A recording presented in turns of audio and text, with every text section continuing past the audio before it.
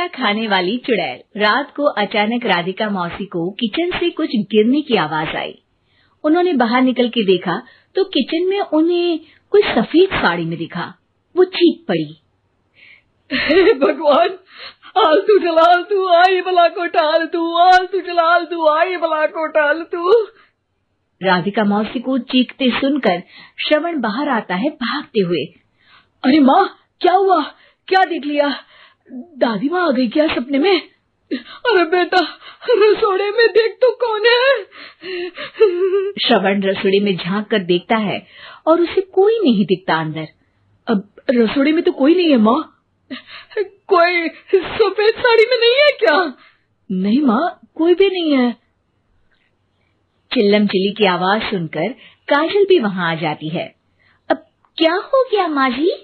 अरे बेटा, रसोड़े में एक चुड़ैल थी सफेद साड़ी में। अरे क्या कर रही थी वो अंदर? अरे बताया नहीं, कल आएगी ना तो पूछ लूंगी। चुड़ैल जी, आपका क्या प्लान है? माँ जी, रात बहुत हो गई है, आपने कोई बुरा सपना देखा होगा, चलिए सो जाइए। राधिका मौसी सोने तो चली जाती पर उनको रात भर नींद ही नहीं आती। वो कुछ भी उलझुल बातें सोचने लगती है। कहीं चुड़ैल की वजह से तो घर में टेंशन नहीं हो रहा, कहीं उसी की वजह से तो वो दादी नहीं बन पा रही। सुबह जब राधिका मौसी रसोड़े में छानबीन करती है तो पाती है कि नींबू का अचार गायब है। चुड़ैल नींबू का अचार ले गई, मुझे तो ठीक नहीं लग रहा कुछ। चुड़ैल को भी पता है कि जिंदगी का असली मजा तो खट्टे में ही है। राधिका मौसी झट से श्रवण को फोन कर देती है। बेटा, मुझे समस्या समझ में आ गई है, हमें एक तांत्रिक की जरूरत है। अरे क्या बोल रही हो माँ, तांत्रिक की क्या जरूरत है? आप पूजा पाठ तो कर ही रही हो ना। आलतू जलालतू मंत्र सारे फालतू जैसे कुछ मंत्र पढ़ो, चली जाएगी अपने आप चुड़ैल। अरे नहीं बेटा, कभी चुड़ैल को कम नहीं समझते। अरे तुझे पता भी नहीं चलेगा कि कभी वो छल करके काजल की जगह घर की बहू खुद बन जाएगी। क्या माँ, कुछ भी बोल रही हो? कहाँ काजल और कहाँ चुड़ैल? वैसे एक बात बताओ, काजल को अगर गाने के लिए बोल देना तो चुड़ैल काजल की आवाज सुनकर घर तो क्या, धरती लोग छोड़कर चली जाएगी।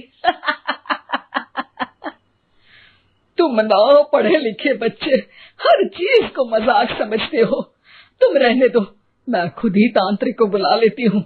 अच्छा सुन, शाम को इमली लेके आना। क्या है कि चटनी खाए बहुत दिन हो गए है ना? नहीं माँ, इमली तांत्रिक से ही मंगवा लो ना, आटा वगैरह भी उसी से पिसवा लेना। देखो मुझे काम करना है। श्रवण रात को कई तरह की सब्जियों के साथ माँ के कहने पे चटनी के लिए इमली भी ले आया था, लेकिन राधिका मौसी के दिमाग में अलग ही फिल्म चल रही थी। उन्हें अब सिर्फ शक ही नहीं यकीन होने लगा था कि शायद चुड़ैल ने श्रवण पर अपना जाल बिछा दिया था, जिस वजह से श्रवण उनकी बात ही नहीं मान रहा था। कोई नहीं, आने वाली रात में राधिका मौसी खुद तैयार हो गई चुड़ैल को पकड़ने के लिए। रुद्राक्ष की माला, तुलसी का पत्ता, हनुमान चालीसा सब हाथ के पास ही था, बस चुड़ैल का इंतजार था। और जैसा राधिका मौसी ने सोचा था वैसा ही हुआ। वो चुड़ैल उस रात भी आई, पर वो राधिका मौसी से तेज निकली और राधिका मौसी के उससे पकड़ने के पहले ही वो भाग खड़ी हुई। जरूर बहू पे साया है उस चुड़ैल का, तभी तो श्रवण के कमरे में गई है। और अगली सुबह राधिका मौसी पिछली रात हुए हमले में किन चीजों का नुकसान हुआ उसका हिसाब लगा रही थी। उनके खेमे से एक आम के अचार की शीशी भी गायब हो चुकी थी और वो इमली भी जो कल श्रवण लेकर आया था। राधिका मौसी इस बारे में सोच ही रही थी कि श्रवण जल्दी से रसोड़े में आकर दवाइयों की पोटली ढूंढने लगता है। अरे बेटा, क्या हो गया?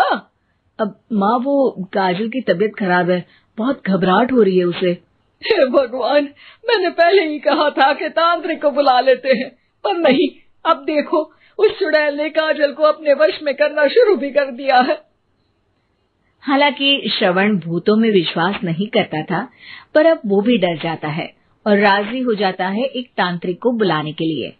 कुछ ही घंटों में तांत्रिक आ जाते हैं और राधिका मौसी तांत्रिक जी को सब बता देती है। घोर संकट, घनघोर संकट, चुड़ैल को मारू जोर चाकट, ओम भट स्वाहा खटखा के आहा। अरे ये क्या मंत्र है? मेरे खुद के ओरिजिनल मंत्र है, कल रात को ही लिखे हैं, अच्छे लगे तो दाद चाहूंगा। एक और मंत्र सुनो। अर्ज किया है आब्राकडाब्रा, दिल्ली बम्बई आगरा, चंदा मामा सोवरले सुरन मामू जारा। ये मंत्र है? अरे कोई 40 वालीसा पढ़ो ना। वक्त कम है, 40 नहीं पड़ेंगे, 20-25 में काम चलाना पड़ेगा।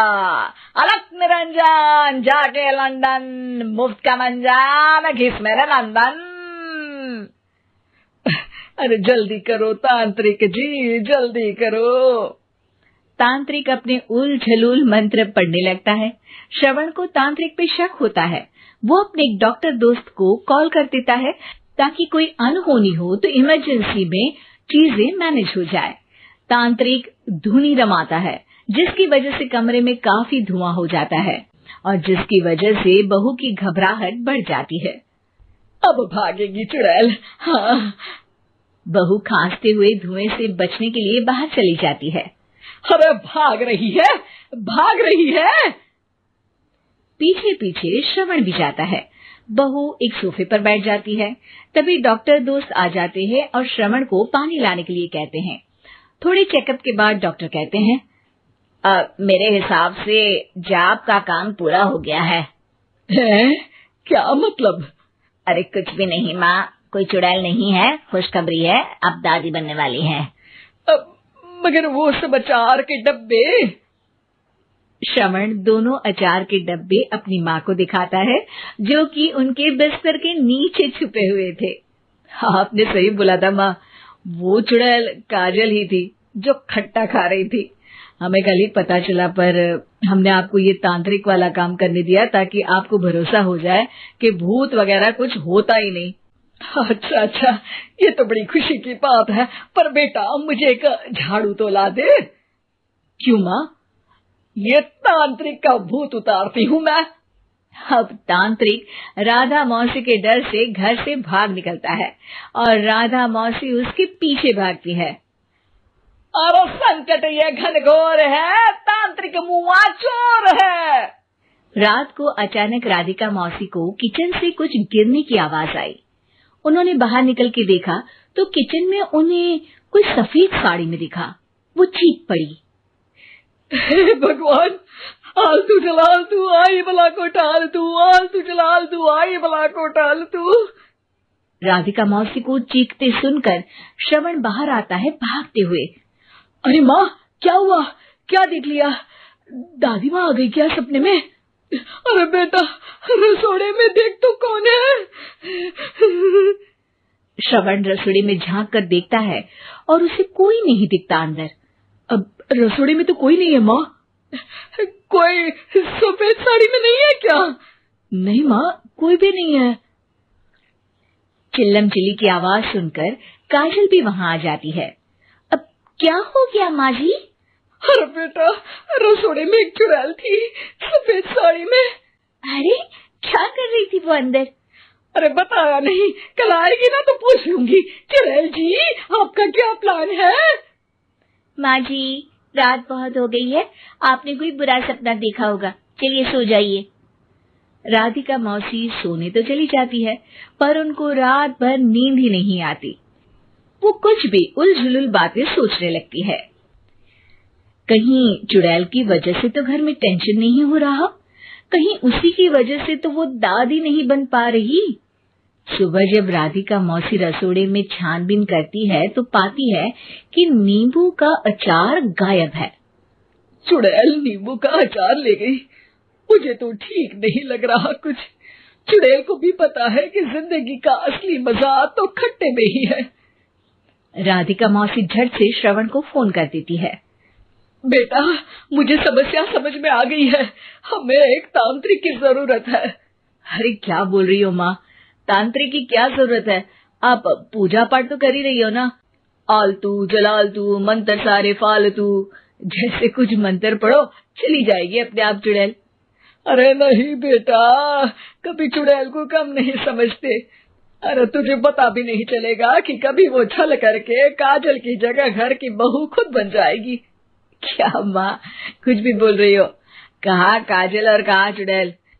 वैसे एक बात बताओ, काजल को अगर गाने के लिए बोल देना तो चुड़ैल काजल की आवाज सुनकर घर तो क्या धरती लोग छोड़कर चली जाएगी। तुम ना पढ़े लिखे बच्चे हर चीज को मजाक समझते हो। तुम रहने दो, मैं खुद ही तांत्रिक को बुला लेती हूँ। अच्छा सुन, शाम को इमली लेके आना। क्या है कि चटनी खाए बहुत दिन हो गए है ना। नहीं माँ, इमली तांत्रिक से ही मंगवा लो ना, आटा वगैरह भी उसी से पिसवा लेना। देखो मुझे काम करना है। श्रवण रात को कई तरह की सब्जियों के साथ माँ के कहने पे चटनी के लिए इमली भी ले आया था, लेकिन राधिका मौसी के दिमाग में अलग ही फिल्म चल रही थी। उन्हें अब सिर्फ शक ही नहीं यकीन होने लगा था कि शायद चुड़ैल ने श्रवण पर अपना जाल बिछा दिया था, जिस वजह से श्रवण उनकी बात ही नहीं मान रहा था। पर कोई नहीं, आने वाली रात में राधिका मौसी खुद तैयार हो गई चुड़ैल को पकड़ने के लिए। रुद्राक्ष की माला, तुलसी का पत्ता, हनुमान चालीसा सब हाथ के पास ही था, बस चुड़ैल का इंतजार था। और जैसा राधिका मौसी ने सोचा था वैसा ही हुआ। वो चुड़ैल उस रात भी आई, पर वो राधिका मौसी से तेज निकली और राधिका मौसी के उससे पकड़ने के पहले ही वो भाग खड़ी हुई। जरूर बहू पे साया है उस चुड़ैल का, तभी तो श्रवण के कमरे में गई है। और अगली सुबह राधिका मौसी पिछली रात हुए हमले में किन चीजों का नुकसान हुआ उसका हिसाब लगा रही थी। उनके खेमे से एक आम के अचार की शीशी भी गायब हो चुकी थी, और वो इमली भी जो कल श्रवण लेकर आया था। राधिका मौसी इस बारे में सोच ही रही थी कि श्रवण जल्दी से रसोड़े में आकर दवाइयों की पोटली ढूंढने लगता है। अरे बेटा क्या हो गया? अब माँ वो काजल की तबीयत खराब है, बहुत घबराहट हो रही है उसे। हे भगवान, मैंने पहले ही कहा था कि तांत्रिक को बुला लेते हैं, पर नहीं, अब देखो उस चुड़ैल ने काजल को अपने वश में करना शुरू भी कर दिया है। हालांकि श्रवण भूतों में विश्वास नहीं करता था, पर अब वो भी डर जाता है और राजी हो जाता है एक तांत्रिक को बुलाने के लिए। कुछ ही घंटों में तांत्रिक आ जाते हैं और राधिका मौसी तांत्रिक जी को सब बता देती है। घोर संकट, घनघोर संकट, चुड़ैल को मारू जोर चाकट, ओम भट स्वाहा खटखा के आहा। अरे ये क्या मंत्र है? मेरे खुद के ओरिजिनल मंत्र है, कल रात को ही लिखे हैं, अच्छे लगे तो दाद चाहूंगा। एक और मंत्र सुनो, अर्ज किया है आब्राकडाब्रा, दिल्ली बम्बई आगरा, चंदा मामा सोवरले सुरन मामू जारा। ये मंत्र है? अरे कोई चालीसा वालीसा पढ़ो ना। वक्त कम है, 40 नहीं पड़ेंगे, 20-25 में काम चलाना पड़ेगा। अलग निरंजन जाके लंदन, मुफ्त का मंजान घिस मेरे नंदन। अरे जल्दी करो तांत्रिक जी, जल्दी करो। तांत्रिक अपने उल झलूल मंत्र पढ़ने लगता है। श्रवण को तांत्रिक पे शक होता है। वो अपने एक डॉक्टर दोस्त को कॉल कर देता है ताकि कोई अनहोनी हो तो इमरजेंसी में चीजें मैनेज हो जाए। तांत्रिक धुनी रमाता है, जिसकी वजह से कमरे में काफी धुआं हो जाता है और जिसकी वजह से बहू की घबराहट बढ़ जाती है। अब भागेगी चुड़ैल। हाँ। बहू खांसते हुए धुएं से बचने के लिए बाहर चली जाती है। अरे भाग रही है, भाग रही है। पीछे पीछे श्रवण भी जाता है। बहू एक सोफे पर बैठ जाती है। तभी डॉक्टर दोस्त आ जाते हैं और श्रवण को पानी लाने के लिए कहते हैं। थोड़े चेकअप के बाद डॉक्टर कहते हैं, मेरे हिसाब से जाप का काम पूरा हो गया है। क्या मतलब? अरे कुछ भी नहीं माँ, कोई चुड़ैल नहीं है, खुशखबरी है, अब दादी बनने वाली है। मगर वो समाचार के डब्बे। श्रवण दोनों अचार के डब्बे अपनी माँ को दिखाता है, जो कि उनके बिस्तर के नीचे छुपे हुए थे। आपने सही बोला था माँ, वो चुड़ैल काजल ही थी जो खट्टा खा रही थी। हमें कल ही पता चला, पर हमने आपको ये तांत्रिक वाला काम करने दिया ताकि आपको भरोसा हो जाए कि भूत वगैरह कुछ होता ही नहीं। अच्छा अच्छा, ये तो बड़ी खुशी की बात है। पर बेटा, मुझे एक झाड़ू तो ला दे। क्यों माँ? ये तांत्रिक का भूत उतारती हूँ मैं। अब तांत्रिक राधा मौसी के डर से घर से भाग निकलता है और राधा मौसी उसके पीछे भागती है। अरे संकट ये घनघोर है, तांत्रिक मुआ चोर है।